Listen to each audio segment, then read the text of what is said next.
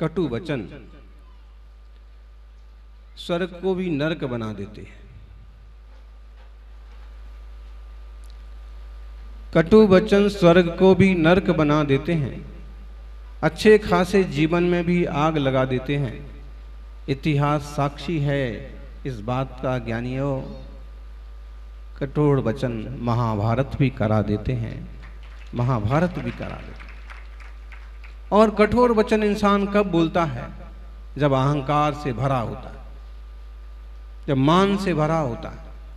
मान से भरा होता है तो मान के वचन निकलते हैं, मान का हास्य होता है, अट्टहास होता है और किसी को कुछ नहीं गिनता। पर्युषण पर्व हमें शिक्षा देते हैं कि क्रोध छोड़िए, क्षमा भाव को स्वीकार कीजिए और मान छोड़ करके मृदु भाव वाले बन जाइए। नरम परिणामी मुलायम परिणामी, जिसके परिणाम सहज होते हैं, शांत होते हैं, मृदु होते हैं, वो किसी का मजाक नहीं उड़ाता है, कठोर शब्द नहीं बोलता है, गालियां नहीं बकता है, अरे तुरे कह के भी बात नहीं करता है, नौकर से भी ऊटपटांग नहीं बोलता है।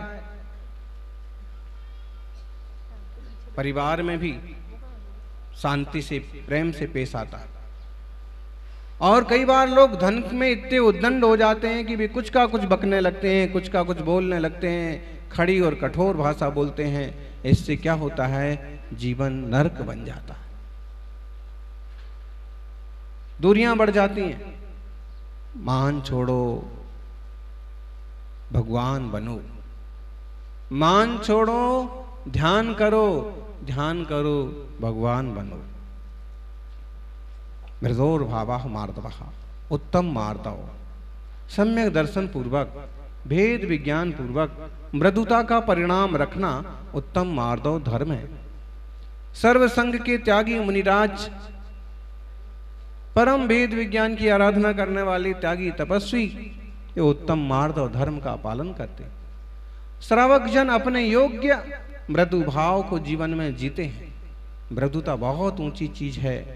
आचार्य उमा स्वामी ने कहा, स्वभाव मार्दवम च, जो स्वभाव से मृदु व्यक्ति है, सरल शांत व्यक्ति है, निश्चित रूप से अगर कुछ ज्यादा भी पुण्य ना करे तो भी अगला उसको मनुष्य का भाव मिल सकता, देव हो सकता है। इसलिए कठिन मत बनिए, मृदु बनिए। कई बार लोगों का नाम तो मुलायम होता है और काम कठोर होता है।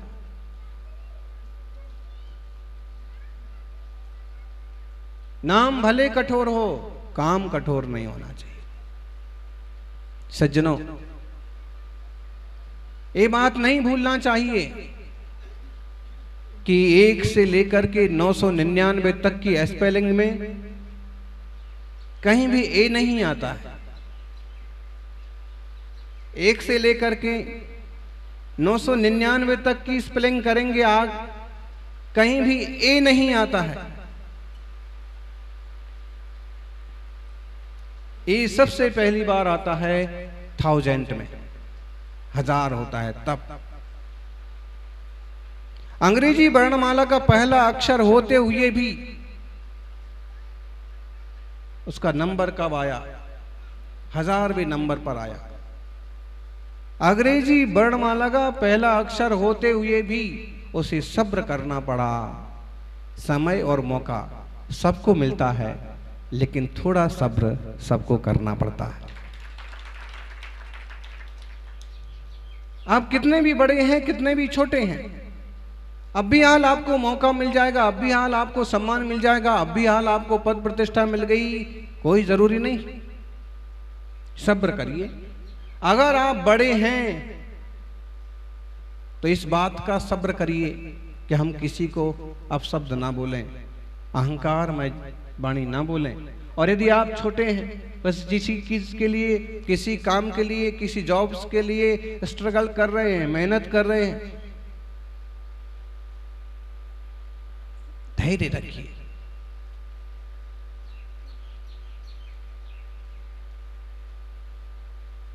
क्योंकि सूर्य का उदय भी अचानक नहीं हो जाता है, वो भी धीरे धीरे ऊपर चढ़ता है, तब जाकर के जगत को रोशन करता है।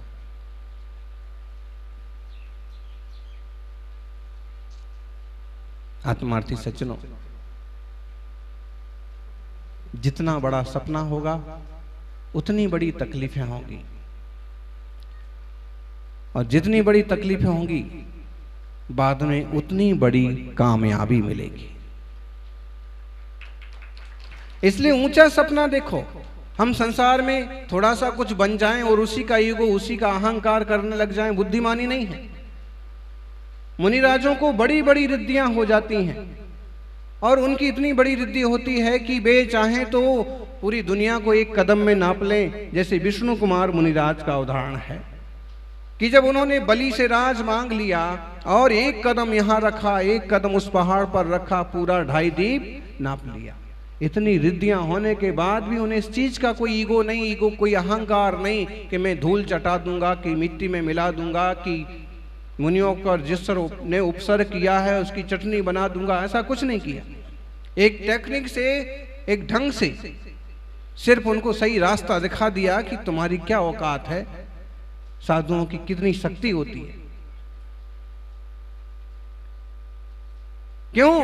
क्योंकि उनका लक्ष्य रिद्धियां नहीं है, उनका लक्ष्य सिद्ध दशा है, उनका लक्ष्य पूर्ण शुद्धि है, भगवान बनना उनका लक्ष्य है। इसलिए उतने में नहीं उलझे हो। हमारे पास तो ना हम मंदिर के पुजारी ही बन जाए ना, कि मंदिर में कोई छोटा मोटा पद मिल जाए, कि हम कोई छोटा मोटा मंडल बना करके और मंडल के अध्यक्ष मंत्री कुछ बन जाएं, तो ही हमें लगने लगता है कि हम कुछ तो हैं। अब बताइए। और चक्रवर्ती भरतेश्वर कहते हैं कि नहीं, ये 6 खंड का राज्य, ये अभूतपूर्व धन संपत्ति, ये कुछ भी मेरा नहीं है। सबसे पहले मुनिराज के लिए नमस्कार हो, आदिनाथ भगवान के लिए नमस्कार। जिनके पास कुछ नहीं है वो भी बंद नहीं है, और जिनके पास इतना कुछ है वो व्यक्ति ज्ञानी है, इसलिए वो मानी नहीं बनता है, वीतरागी चरणों में सहज रूप से वंदन करता है। मान महाविश्वरूप करे नीच गति जगत में, कोमल सुधा अनूप सुख पावे प्राणी सदा। मान कैसा है? मान विश्वरूप है भाई। अहंकार करने वाले लोगों की दशा देखी सुनी आपने? यहीं देख लो आप, ताजे ताजे उदाहरण देख लो कि बहुत आदमी बहुत उछलता था, गांव में बहुत उपद्रव करता था, हैं?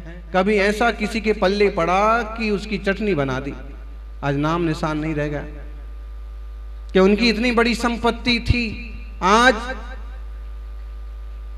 कोई देखने वाला नहीं है, पूछने वाला नहीं। इसलिए बाहर की चीजों का, फिजूल की बातों का ईगो, अहंकार करना बुद्धिमानी नहीं है। क्योंकि जो मेरा है उसका अहंकार नहीं किया जाता है, और जो मेरा नहीं है उसका अहंकार किस बात का। लोग इसी चीज का तो अहंकार करते कि मेरे पास ये है, मेरे पास वो है, तेरे पास क्या है? बोलो। मेरे पास कोठी है, मेरे पास बंगला है, मेरे पास गाड़ी है, मेरे पास बैलेंस, बैंक बैलेंस है, तेरे पास क्या है? मेरे पास जिनवाणी माँ है, मेरे पास जिनवाणी माँ है, जिनेंद्र भगवान है, और इसलिए मैं सबसे ज्यादा खुश नसीब।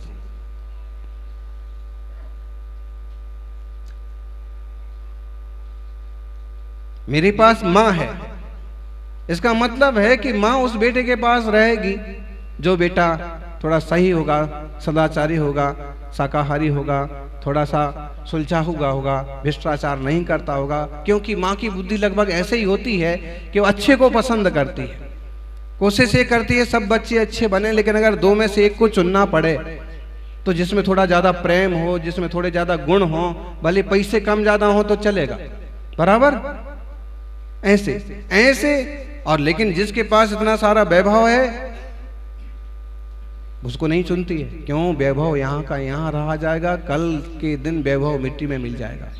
और जिसके पास जिनवाणी माँ है जिनवाणी माँ भी उसे चुनती है, अथवा वह ज्ञानी ही जिनवाणी को चुनता है जो कसायों से विकारों से रहित होता है। जो धन संपत्ति को अपना बनाते हैं वो तो कभी मिट्टी में मिल जाते हैं, लेकिन जो जिनवाणी माँ को अपना बनाते हैं वो एक दिन सिद्ध लोक के यात्री हो जाते हैं।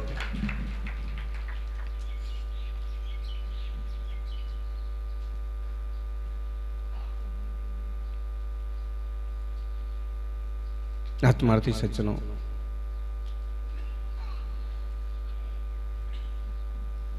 कुछ भी करो हो तो जाता है,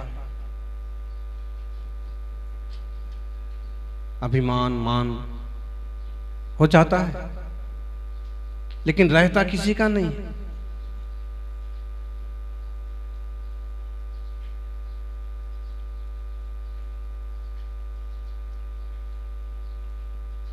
मानी मानी मर गई,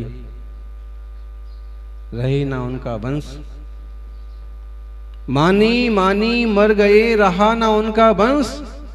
तीनों कुनवे देख लो, रावण कौरव कंस। मानी मानी मर गई, सब मर गए, मर जाते हैं, मरना तो सबको है। कोई नाम लेके जाते हैं, कोई बदनाम होके जाता है। मानी मानी मर गए, उनका वंश भी नहीं रहा। आज बोलिए कोई है रावण के वंश का? यहाँ तो ढेरों मिल जाएंगे गड़बड़ करने वाले, और उनको बोलते हैं रावण का वंश का है, ये कंस का वंश का है, जो गड़बड़ करते हैं, भ्रष्टाचार करते हैं, बदमाशी करते हैं, समाज को लूटते हैं, नक्सलवाद करते हैं, आतंकवाद करते हैं। रावण राज बोले, अफगानिस्तान में रावण राज है। लेकिन है कोई वंश का? वंश खत्म हो गया। अहंकार में वंश खत्म हो गया। कंस का भी वंश खत्म हो गया। श्री कृष्ण के हाथों, अपने भांजे के हाथों मरना पड़ा। आता ताई को कोई ना कोई खत्म करने वाला तो आ ही जाता है, और कोई ना करे खत्म तो उसके कर्म से खत्म करते हैं। वास्तविकता ये है, अगर रावण से पूछा जाता कि तुझे किसने मारा, तो रावण कहता है कि मुझे मेरे कर्मों ने मारा। राम की क्या हिम्मत थी? सादे, बहुत सादे इंसान थे, बहुत धार्मिक इंसान थे, वो क्यों किसी को मारते? लेकिन मेरे कर्मों ने मारा, मेरे अहंकार ने मारा। कंस से पूछो तो कृष्ण तो निमित्त बने, उनकी अपनी हठ, दुर्नीति, अहंकार। और कौरवों की तो पूरी महाभारत देती, कदम कदम पर अहंकार करते हैं, कदम कदम पर इको, और सामने वालों को कुछ नहीं समझते हैं। जबकि उनकी शक्तियां मालूम पड़ रही हैं, उनके अधिकार मालूम पड़ रहे हैं, रिश्ते नाते सब मालूम पड़ रहे हैं, फिर भी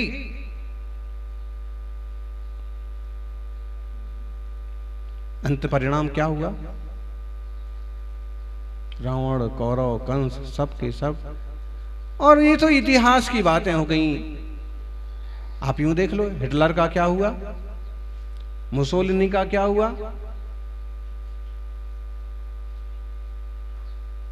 स्टालिन का क्या हुआ, दाऊद का क्या हुआ, ओसामा का क्या हुआ? क्या हुआ? शांति की सांस लेके मर भी नहीं पाए। बीमारियों में डरते, दुबकते, भागते, पीटते, रोते, और ऐसे प्राण निकले। जैसा दूसरों के साथ तुमने किया वैसा तुम्हारे साथ। जब तक शक्ति, स्वास्थ्य, सत्ता हाथ में थी तब तक खूब उपद्रव किए, लेकिन जैसे ही दूसरा का बस चला तो तुम्हारी। इसलिए इन उदाहरणों से एक बात अपन सीख लें कि जीवन में ऊंचाइयां हासिल करें, बड़ी से बड़ी ऊंचाइयां हासिल करें, लेकिन अहंकार को अपने ऊपर हावी नहीं होने दें।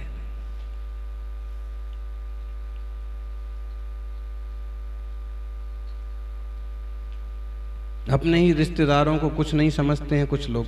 क्या है उनके पास? उनको नहीं बुलाना, फटे हुए कपड़े पहन के आ जाएंगे।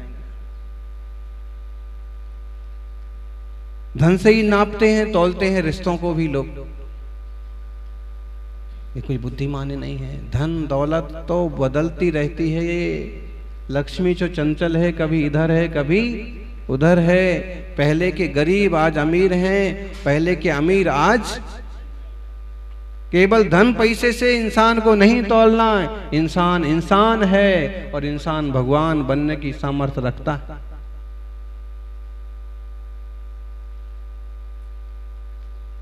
सज्जनों, आत्मा ही तो भगवान बनता है। जैसे जैसे सारे विकार हट जाते हैं, सारे दोष खत्म हो जाते हैं, तो आत्मा परमात्मा हो जाता है। हमने जो जो जोड़ा है और जो जो विकार हमने अपने मान रखे हैं, उन सबों का खात्मा होता है, आत्मा परमात्मा होता है।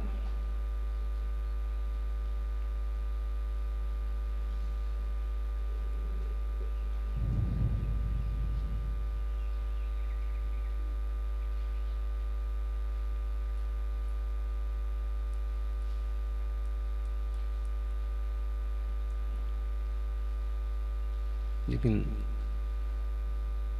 क्या करूं, पत्थर अहम का है कि ये गलता नहीं। दीप बाहर के हैं जलते, भीतर का जलता नहीं। ढूंढते ही ढूंढते यूं बीत जाती जिंदगी।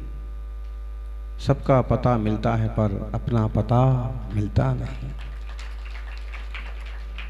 अहंकार का पत्थर गलता नहीं। बाहर कितने भी दीप जला लेते हैं, लेकिन भीतर का ज्ञान का दीपक जलता नहीं है। और ढूंढते ढूंढते ही जिंदगी पूरी हो जाती है। सबका पता तो मिल जाता है, लेकिन अपना ही पता नहीं मिलता। और जिन्हें अपना पता मिल जाता है, फिर वह लापता नहीं होता है। वह सबके सामने अलग बैठता है, सबकी पहचान में अलग आता है, सिद्ध लोक का भागीदार होता है। अपना पता ढूंढो।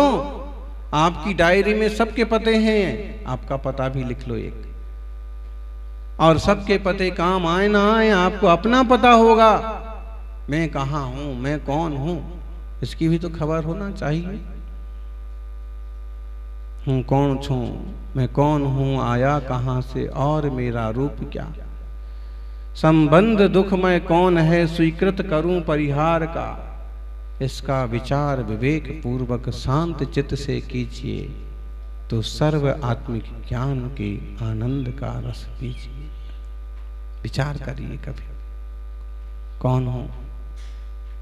कभी ऐसा सोचने में आता है कि मैं कौन हूं। और सोचते भी हैं तो अपना नाम सोचते हैं, अपना पता सोचते हैं, अपना गांव सोचते हैं, अपने मम्मी पापा के लिए सोचते हैं, अपने काम के लिए, धंधे के लिए सोचते हैं। इसी ढंग से सोचते हैं। लेकिन आत्मा की तरफ से विचार कौन करता। जो कुछ मैं नहीं हूं, उस तरफ से अपने आप को देखता हूं, नापता हूं, तौलता हूं। लेकिन जो कुछ मैं हूं, उसकी मुझे खबर भी नहीं पड़ती है। कभी ये ध्यान में आता है कि मैं शुद्ध चैतन्य घन आत्मा हूं, मैं ज्ञान स्वभावी आत्मा हूं।